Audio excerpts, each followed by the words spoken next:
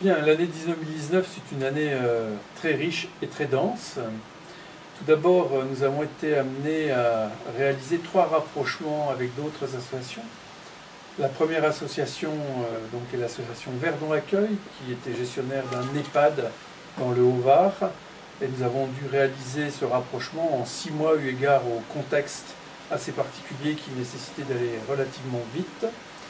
Le deuxième rapprochement concerne une association qui est spécialisée dans le champ de la protection de l'enfance et qui est gestionnaire de 6 maisons d'enfants à caractère social, avec qui nous avons contracté donc un mandat de gestion qui nous amène à finaliser la fusion en 1er juillet 2020. On a eu une belle année de coopération pour réfléchir ensemble les nouvelles prestations que nous allions pouvoir développer en combinant nos atouts dans le champ des établissements médico-sociaux, mais aussi dans le champ de la protection de l'enfance. Et enfin, on a eu un troisième gros chantier qui concerne plus les associations dans le champ de l'insertion. 3 petites associations qui étaient beaucoup dans l'accompagnement des personnes en fragilité et qui, malgré qu'ils aient obtenu des gros marchés avec des financements européens, étaient en tension économique importante. Et donc, comme nous étions déjà partenaires dans un certain nombre d'actions et qu'elles développaient certaines prestations au profit des travailleurs vivant avec un handicap, nous avons décidé de les soutenir et on a donc fusionné ces 3 associations qui donc aujourd'hui donnent une entité juridique qui s'appelle Ariane Méditerranée et dont l'ADAPI assume la présidence et la gouvernance au sens large du terme. Voilà. Deuxième gros chantier durant 2019 a concerné des opérations de réhabilitation et d'acquisition de logements. Il faut savoir qu'on est aujourd'hui dans une forte politique de permettre aux personnes vivant avec un handicap d'expérimenter leur choix et d'acquérir davantage d'autonomie. On parle beaucoup d'inclusion sociale et professionnelle.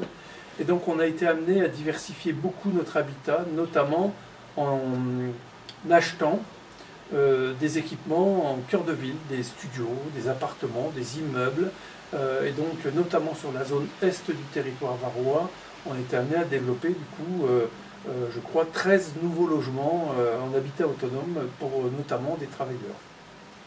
On a été amené bien entendu aussi à travailler sur la finalisation du projet de construction de la maison d'accueil spécialisée de Pélissane, puisque lorsque nous avons repris l'association Sésame Autisme PACA, ce chantier était en gestation, je dirais, et il nous a fallu, compte tenu là aussi de l'accroissement des coûts sur ce projet de construction, réfléchir avec l'Agence nationale de santé un projet qui soit économiquement viable et qualitativement intéressant et restant dans le même esprit que ce que souhaitait promouvoir cette association Sésame Autisme qui nous a rejoints. Donc ce dossier a été finalisé, on a obtenu les financements et 2020 devrait être l'année de démarrage des travaux. Enfin, on a été amené en 2019 à finaliser une réhabilitation d'un très très bel équipement qui est situé en cœur de ville à Toulon, qui s'appelle Ansolène, qui nous a permis de réunir 2 établissements qui étaient vétustes, nécessitant des travaux de réhabilitation importants, et surtout qui nous a permis de faire un vrai plateau technique pour les publics plus dépendants qui sont en foyer d'accueil médicalisé, où on a donc pu là développer un plateau médical vraiment adapté. Voilà, donc ça c'est fait, on a eu le plaisir d'inaugurer lors de l'Assemblée Générale précédente ce bel équipement, et je dirais qu'aujourd'hui son fonctionnement connaît une vitesse de croisière pour la plus grande satisfaction, je crois, des familles et des résidents.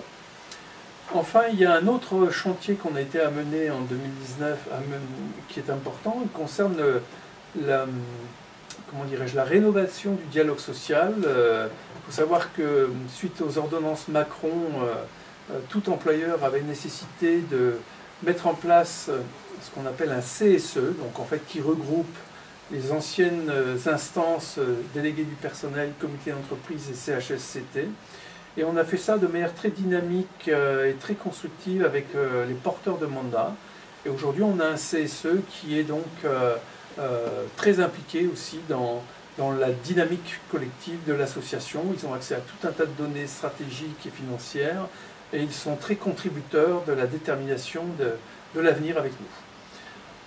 Sur le volet RH, on a aussi été amené à développer une politique de formation assez volontariste, puisqu'on a engagé en 2019 plus de quasi 270 000 euros donc dans le domaine de la formation.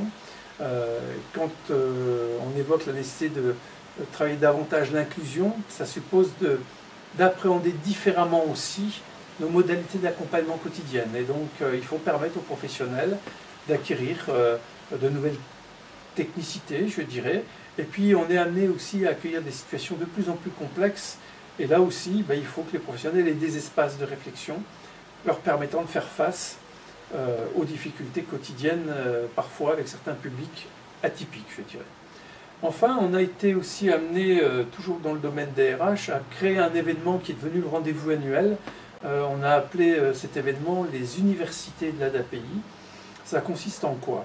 En fait, tous les ans, l'équivalent de 150 salariés réfléchissent pendant 2 jours en séminaire avec l'équipe des directions générales sur certaines thématiques d'actualité qui sont préfiguratrices de ce qu'il nous faudra construire pour l'avenir.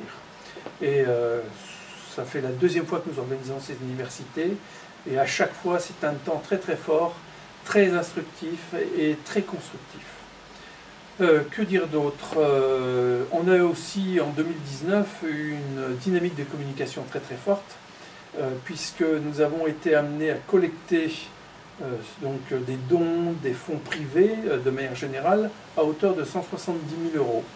C'est très important parce que ces fonds privés nous permettent de financer de l'innovation, des expérimentations de nouveaux projets.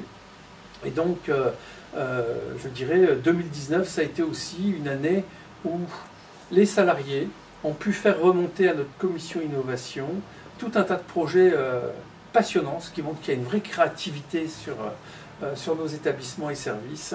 Et donc cette commission finance, avec les fonds collectés, des projets un peu nouveaux, un peu expérimentaux, qui complètent les financements publics dont nous disposons. Voilà, donc sur 2019, globalement, les points saillants qui méritaient d'être ici valorisés, mais je vous invite à lire le rapport d'activité parce qu'il montre le dynamisme de chacun de nos établissements et services. Ce qu'il faut juste savoir aujourd'hui, pour résumer quand même, c'est que 2019, c'est quasi 2300 personnes accompagnées au quotidien, 36 établissements et services, et avec le mandat de gestion donc des établissements de la VRS, c'est 42 établissements, plus de 1000 salariés et un budget de l'ordre de 75 millions d'euros. Je voudrais terminer mon propos sur l'année 2019 en saluant l'investissement de l'ensemble des collaborateurs de l'ADAPI. Si l'on réussit à être sur des projets nouveaux qui se mettent en place à ce rythme, c'est parce qu'il y a des équipes très engagées, professionnelles et qui du coup sont reconnues. Et pour ma part, ça facilite grandement le travail parce qu'on peut de là instaurer une vraie confiance avec nos partenaires financeurs.